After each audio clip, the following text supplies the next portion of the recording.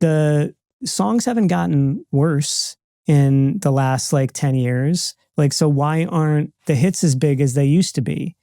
It's because it's being controlled by algorithms, and we're letting the algorithms control us. It is starting to see that like artist development is coming back. Absolutely, it is. Yeah, in a major way. It's coming back because now the managers are getting label deals, you know, because they are the ones who are breaking the superstars, right? And you're proving that if you actually bet on talent and you stick with it, then there's a there. You know, and I think that is what we're seeing now with the newest crop of superstars. Like, in a lot of cases, they're on a JV with the management company. Yep. You know, and then the management company is doing a distro deal with the label. Right. Yep. So do you see, are you suggesting that there is a world where the gimmick is no longer necessary? I hope so.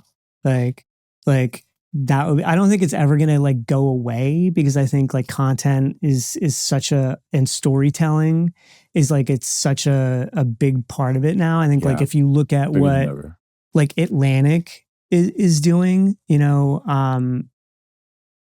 it's incredible, you know, like just in terms of like how invested they are in content as much as the music. You know, now like Charlie XCX is doing movies, you know, like I was walking down the street the other day in Venice and I saw a billboard for Alex Warren, you know, doing a concert, but it's like, it's funny.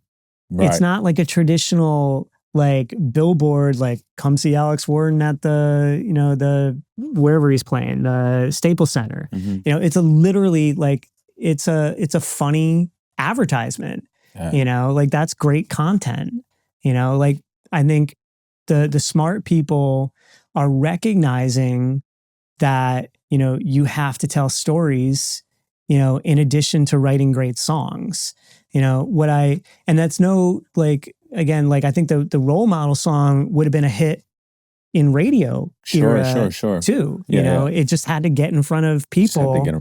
And, you know, bringing people out on stage where we're performing it every night, you know, is the best way where you could get viral long enough to, you know, have people, you know, listen to it.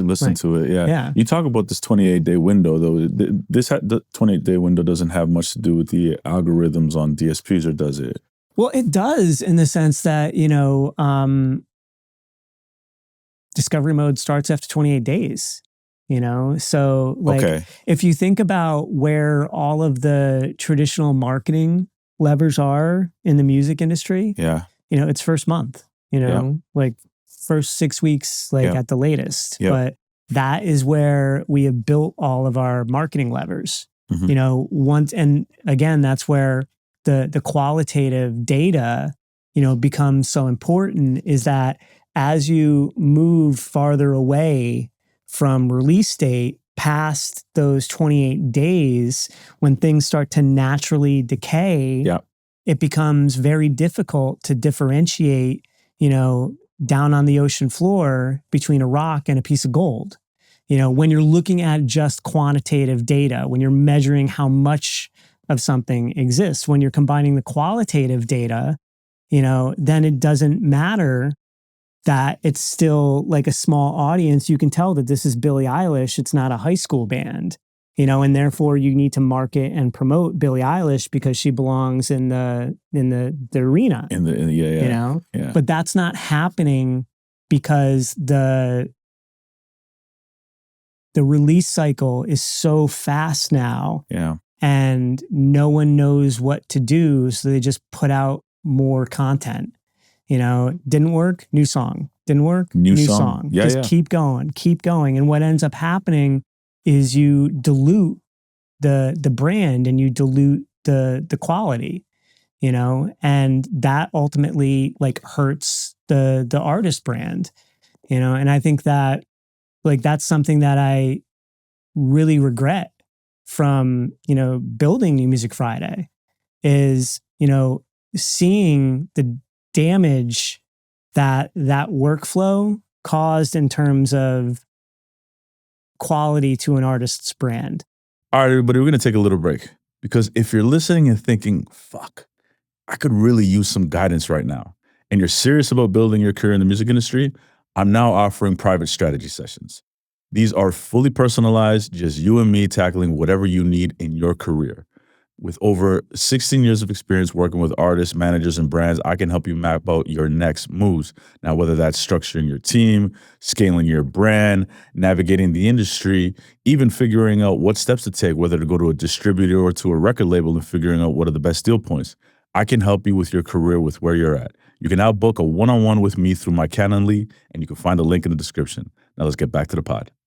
And I think that that's one of the things that I wish that we had done a better job of, is like figuring out like how to preserve the quality more so, and figure out how to extend the life of some of these songs that like we knew were hits. We just didn't have marketing levers at 3 months, at 6 months. Like we didn't have the ability to connect with radio and marketing, because back then we weren't able to talk to them a lot. We weren't able to get information the way that, information is shared today. It was still very much like everything was controlled through the label, The major relations team, and the major label. Yeah. Fascinating stuff, man. Fascinating stuff. Yeah, I do think about a lot of how an artist is supposed to get in front of an audience now. And when I talk to independent artists or managers, I do tell them, I'm like, can you keep your recording costs down?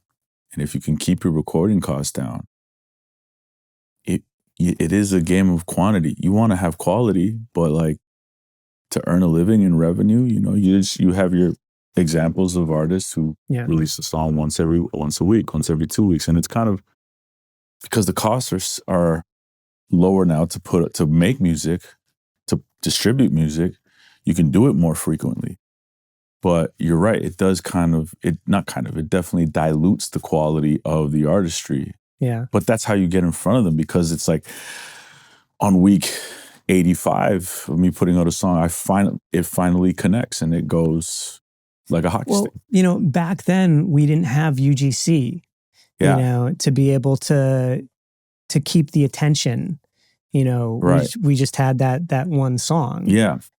So like, again, you look at a lot of literally that one master. Yeah, that one master. Like Atlantic fires so hard on content and storytelling, because they recognize that is keeping the engagement. If you look at the Alex Warren campaign for Ordinary, and you take those three things, the engagement, the exposure, and the passion, and I wasn't sold on Atlantic's approach at first, because they're not 10K. Elliot has been incredible, to me, just in terms of like putting, an arm around me and introducing me to Lucien, and he's really, been a friend. But like looking at this as like an unbiased, thing, 10K hasn't, traditionally been known for developing artists. Correct. They come in and they get hits and they get market share. But I think, from looking at a lot of what they are investing in, and by investing, I mean traditional, marketing like types of content. And you look at this Ordinary campaign and you can see the engagement and the exposure. Like the passion was like through the roof, from day one. Like obviously it had gone, viral on social before that. But when you look at the data and you can see the engagement, exposure move together, that tells me that's a coordinated marketing campaign.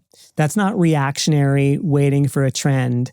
That is, we recognize that there's something here in the data that is telling me that this song is special, and we are going all in on content and marketing, push marketing, right? Like playlists, UGC, like influencer marketing, things like that. And it follows the passion and the streams, like pretty much up to the point where, you know, it hits the Hot 100, you know, like that.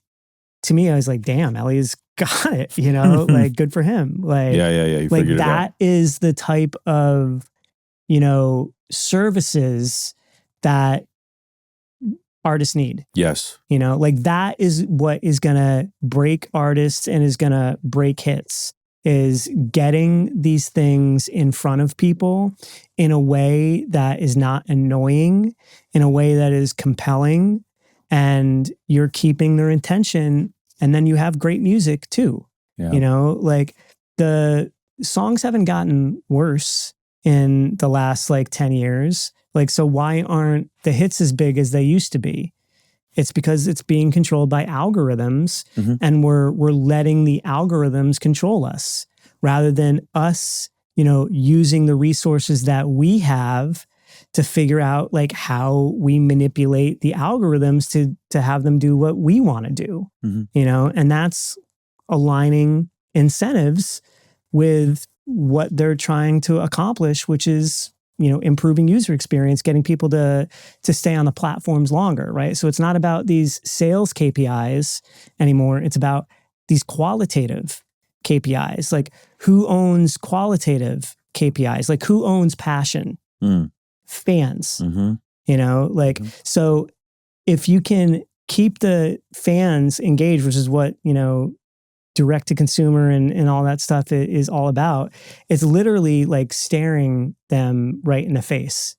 You know, like, I don't think that they've put all of the pieces yet together where you've got, you know, Gen AI licensing, you've got attribution, you've got derivatives, you've got a super fan experience, and then you've got, you know, fan generated content that is being monetized by the rights holder and the creator. Right. You know, that's really what it comes down to. Back to the, you know, the Die For You example, you know, Tristan XO, which was the creator's name, like after we wrote him that first check, like he had no incentive to market and promote like that version of the song. He wasn't getting any money on it.